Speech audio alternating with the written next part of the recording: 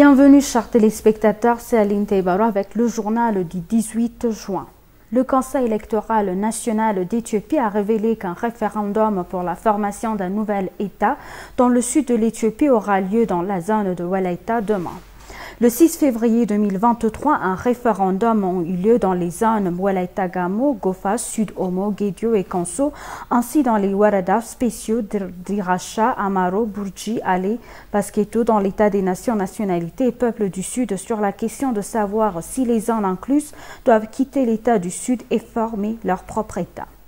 Un trudage de scrutin a été découvert dans la zone de Walaita, incitant le conseil dirigé par le chef de l'opposition devenu fonctionnaire du gouvernement Burtukan Mideksa à enquêter sur la question et a décidé en faveur d'un nouveau référendum dans la zone de Walaita.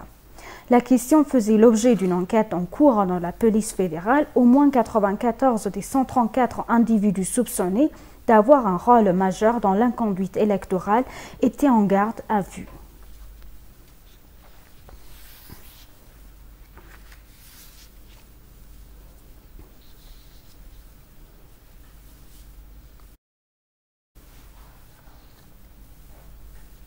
Le conseil d'administration d'Ethiopian Airlines, le plus grand avion de ligne d'Afrique et membre du Star Alliance, a visité hier les installations de l'armée de l'air éthiopienne dans la ville de Bishoftu à 47 km d'Addis Abeba.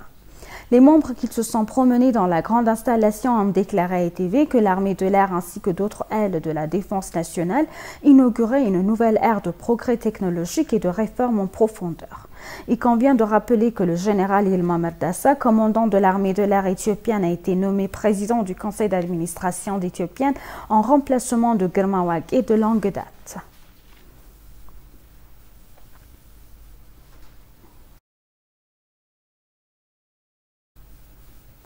Les ambassadeurs des pays MICTA, Mexique, Indonésie, République de Corée, Turquie et Australie ont souligné la nécessité d'utiliser la technologie pour la paix et la résolution des conflits.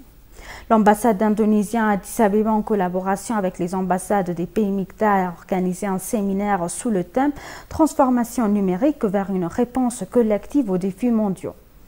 Tout au long de l'occasion, les ambassadeurs des nations MICTA ont souligné la nécessité d'utiliser la technologie pour la paix et la résolution des conflits. La communauté internationale est confrontée au défi de l'élaboration des politiques pour garantir que la transformation numérique contribue à la paix et au développement, a-t-il ajouté. À cette occasion, l'ambassadrice d'Australie en Éthiopie, Julia Niblet, et l'ambassadeur de Turquie en Éthiopie, Berk Baran, ont souligné l'importance d'utiliser la technologie pour connecter leurs nations respectives au reste du monde et faire progresser le développement. Dans le même ordre d'idées, Kang Seok-hee, ambassadeur du Corée du Sud en Éthiopie, a déclaré dans un discours prononcé devant des rassemblements d'ambassadeurs du MICTA basés à Addis Abeba que parce que la communauté mondiale est confrontée à la fois à une opportunité et à un défi de la transformation numérique, il est crucial de développer et promouvoir la technologie pour faciliter la gestion de ces défis. Le terme MICTA, qui signifie Mexique, Indonésie, Corée du Sud, Turquie et Australie, a été créé en 2013 sous la direction de la Corée.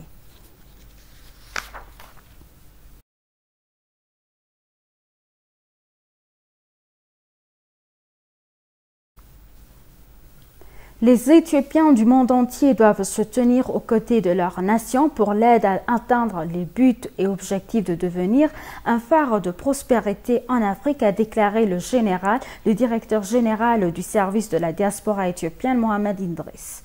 Le directeur général et le personnel de l'ambassade ont discuté avec des Éthiopiens et des représentants d'ascendance éthiopienne au Kenya des affaires courantes du pays le 16 juin 2023 dans les locaux de l'ambassade, selon l'ambassade d'Éthiopie au Kenya. Le chef de mission adjoint éthiopien à Nairobi, l'ambassadeur Workalam Modesta, a déclaré que la diaspora et les citoyens sont l'épicentre de la nouvelle orientation de la politique étrangère de la diplomatie éthiopienne.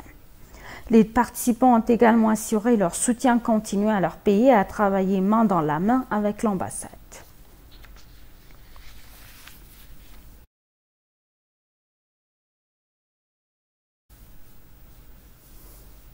Le représentant national du Global Green Growth Institute a déclaré que l'Éthiopie avait pris des mesures audacieuses pour atténuer le changement climatique et ses impacts en intégrant la question en tant que partie intégrante du plan de développement sur 10 ans. Le représentant Okechukwu Obonyan a déclaré à l'agence de presse éthiopienne que tout en mettant en œuvre son initiative Green Legacy, l'Éthiopie a résolument tenu son engagement, que ce soit au niveau national ou régional. Selon Ogbonyan, l'Éthiopie a assez bien résisté aux défis du changement climatique par rapport à d'autres pays au même niveau que les pays. Le représentant du pays a également souligné que le Global Green Growth Institute fournit des conseils techniques au ministère de la Planification et du Développement pour coordonner l'élaboration de la stratégie de développement à long terme et à faible émission, ajoutant que l'initiative éthiopienne sur l'héritage vert est une bonne leçon pour passer d'une approche commerciale à une voie de croissance verte. Il convient de rappeler que l'Éthiopie s'est lancée dans son initiative Green Legacy pour planter quelques 25 milliards de semis, y compris des arbres, des fruits et des aliments pour le bétail, en mobilisant plus de 20 millions de personnes sur une période de 4 ans. Après une première phase de plantation réussie, le Premier ministre Abiy Ahmed a lancé la deuxième phase de plantation de 25 milliards de plants supplémentaires au début de ce mois.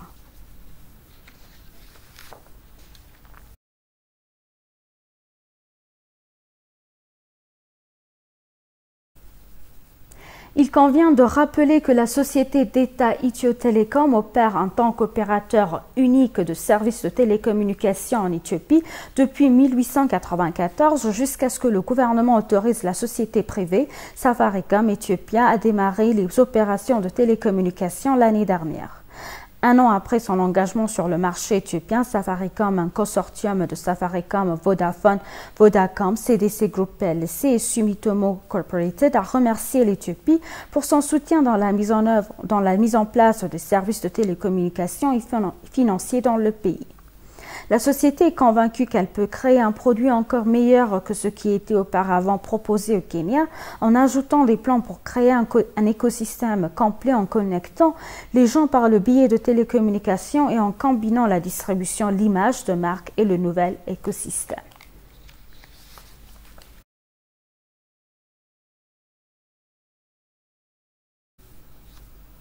Le chef du département de transformation de la société et développement des parcs industriels d'Éthiopie, Fitsum Katama, a déclaré que le parc industriel de Mekelle est sur le point de reprendre ses activités complètes après l'achèvement réussi des travaux de préparation. Fitsum a rappelé que le PIDIS a travaillé avec diligence en envoyant une équipe dans la ville de Mekelle pour surveiller l'état du parc industriel et entreprendre les travaux préparatoires nécessaires pour le remettre en pleine activité. Après l'achèvement réussi des travaux préparatoires, le parc industriel de Mekelle est maintenant prêt à redevenir pleinement opérationnel, a-t-il confirmé. Après la signature de l'accord de paix entre le gouvernement fédéral et le TPLF, le 2 novembre 2022, l'équipe du PIDC a observé que le parc n'a pas été endommagé pendant le conflit et que le bien et les machines des investisseurs qui sont entrés dans le parc avant le déclenchement du conflit restent en sécurité, Fitsum a révélé. Par conséquent, les responsables ont indiqué que ces découvertes est essentiel pour remettre le parc en pleine activité et ramener les investisseurs, ajoutant que des activités efficaces ont été entreprises pour attirer de nouveaux investisseurs dans le parc. Suite aux consultations avec le PIDC, les investisseurs qui sont entrés dans le parc avant le conflit ont exprimé.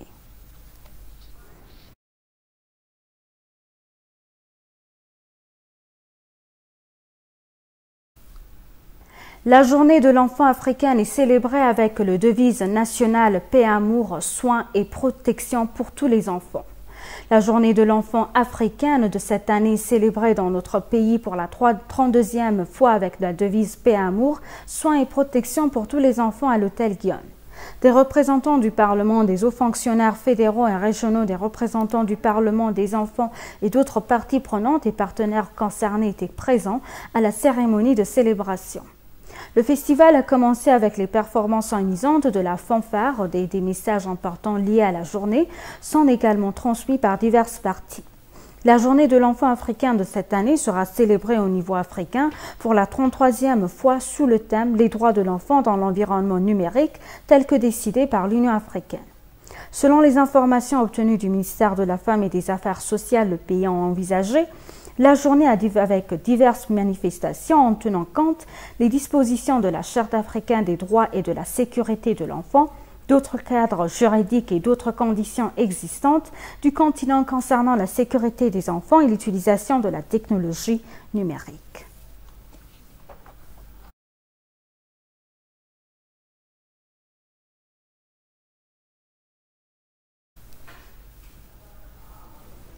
Chers téléspectateurs, nous vous rappelons les titres principaux.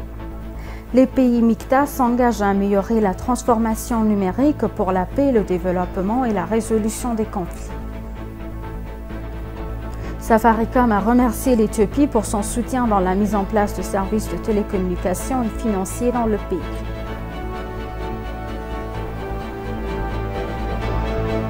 Merci chers téléspectateurs, c'est la fin du journal. C'était Annie Taylor avec le journal. Restez avec nous avec le reste des programmes. Bonjour.